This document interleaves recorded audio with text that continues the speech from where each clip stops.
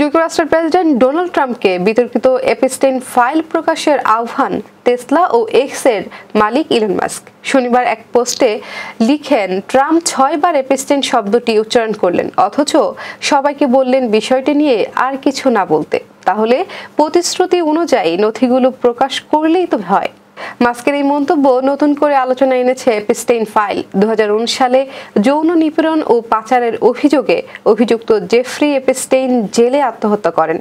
তার মৃত্যুর পর তার ভ্রমণ, যোগাযোগ ও প্রভাবশালী ব্যক্তিদের সম্পৃক্ততা নিয়ে যেসব নথি তৈরি হয় সেগুলোকেই বলা হয় এপস্টেইন ফাইল। এসব গোপন নথি এখনো প্রকাশ হয়নি, যা নিয়ে জনমনে নানা কৌতূহল ও ষড়যন্ত্র তত্ত্বের জন্ম দিয়েছে। মাস্ক দাবি করছেন ট্রাম্পের নাম এসব নথিতে থাকতে পারে এবং সেটি প্রকাশে বাধা হয়ে দাঁড়িয়েছে।